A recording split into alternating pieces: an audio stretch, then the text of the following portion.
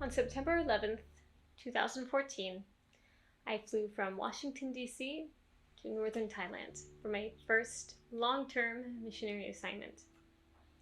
I remember this date specifically because the flight was extremely cheap. Apparently, nobody wants to fly on September 11th, let alone flying from Washington, D.C. and having their layover in the Middle East. So, yeah, that was the most empty international flight I've ever been to. Everyone got their own section, and I flew on Emirates, which, is pretty good. um, if you have been with me since that time, since 2014, and you still support me to this day, I sincerely thank you. You have been with me back when I was a very shy and nervous, insecure single girl to who I am now. Maybe less insecure and less shy, not single. And I can say with complete honesty, I could not be here without you. I could not be who I am and be where I am without you. And I thank you so much to my original supporters. That being said, my missionary journey hasn't always been very kind to me. In fact, that first assignment in the North was one of the worst experiences of my life.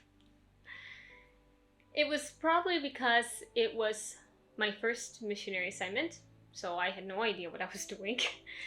It was also my first time living on my own, away from my identical twin sister, whom I'd been with my whole life. I was also straight out of college. I graduated at the top of my class. I came in when I was 20. I came into the North when I was 22 years old. And there was just a lot of expectations on me. Expectations from my university, from my partners, my family, and especially the people who were in northern Thailand. And I failed. The thing is I was sent to the North as a replacement. Before this single female missionary, there was another single female missionary serving in the village in the North. I was constantly told of these stories of this amazing, selfless woman who fed the children, who spoke Thai quickly. She led young people into being leaders. She was always out picking up the kids in her truck and taking them to places and teaching them how to bake and inviting them into her house, playing games, playing sports. She was loved by everyone, the kids, their parents, the schools she taught at, and the workers at the children's home. And then she got cancer and passed away. And for a year, northern Thailand grieved. And then they got me, a young, blind, nervous, insecure girl with no desire to work with kids. They put me in the same house that she lived in, and I taught at the same schools, and they wanted me to do everything that she did. But I couldn't. I wasn't her. And after a few months, they realized it. They realized it too. And I became excluded from that community, from that village. Someone started to create rumors and lies about me, and for months, not one person talked to me. People would ignore me, just passing by. They would turn their head. Can you imagine walking among an entire community where everyone's close-knit, but then they purposely pretend that you just were invisible and your voice was muted? It was like I didn't exist. Finally, after months of silence, one person came up to me to ask one question, and that was, when are you leaving? I remember just nights sobbing on my bedroom floor, knowing that if I died, no one would know. For weeks. Would anyone even care that I died? Did anybody care about my life? I didn't live near any missionaries at that time. I was completely alone. And if I did see other missionaries, it was for a brief moment as they were passing through. I felt like I couldn't tell anybody what was going on because I felt so ashamed. I felt like it was my fault. I felt like if only I was more like that previous missionary, if I was stronger or extroverted or something, if I could drive, maybe it wouldn't be like this. There was so much investment and expectations, and I felt like I failed everybody. I failed myself. I failed being a missionary.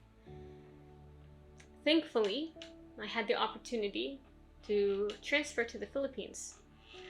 I finally had a supportive community. I was doing what I loved. I was learning. I got married and I got a master's degree, but it was, soon time to be reassigned. And where else did the region want us to go than back to Thailand?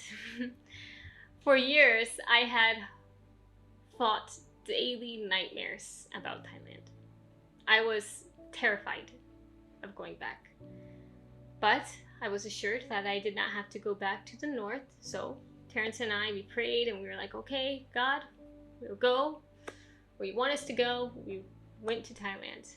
And eventually, we were given the field youth coordinator position, which we love and adore. But we both knew that there was going to be a time where we were going to have to go to the north. And the thought of it every time just made me want to vomit. A few weeks ago, that time came. Time came for us to go back to the north. We had to go for trainings and meetings and stuff, and so while we were there, we had to stop by the village I used to live in. And with every landmark that we passed, I could just feel like this pit in my stomach just going deeper and deeper. And we came to the village, and just guess what happened. Nothing happened. Everyone treated me like they had never met me, like it was their first time meeting me. Even the very person that I roomed with for an entire year acted like she never knew me. It's with mixed emotions. It was kind of relieving and discouraging. It was like I really didn't exist. It was like I was deleted. Like everything I went through didn't happen. And so was it real if I'm the only one who remembered it? The emotional neglect and abuse was like a dream that only I had. Many times, missionaries are put on this pedestal, like we can do no wrong and we can feel nothing but happiness for serving the Lord and all of that flowers and butterflies. But missionaries experience failures and loneliness and rejection. We get depressed and anxious and angry. And we are told to not share these feelings with our partners because that's not what they want to hear. Or if we tell them, then they're not going to want to invest in us. And I don't think that's true. I think you guys want transparency. You want truth. And I think it's important that you know now this difficult part of my journey and how it affects my journey today. This northern Thailand experience has been dragging me down like an anchor in the ocean. It's with me wherever I go. I fear loneliness and social rejection. I fear that exclusion again. I fear being a victim of gossip and lies again. I fear failure. And my fears paralyze my ministries and disable my relationships with others. I have a difficulty trusting people. So with the encouragement and pushing of my loving husband, I have finally started going through therapy to work through this trauma that I faced in the north. And I'm very thankful that the Church of the Nazarene offers their missionaries resources like therapy that we don't have to pay all the time for it. So to my partners from 2014, I'm sorry. I'm sorry for failing you. And thank you for not giving up on me when I wanted to give up on myself. Thank you for accepting my husband and my kids. Thank you for supporting me despite the lessons that I am continuing to learn. Thank you for sticking around. Figure it out.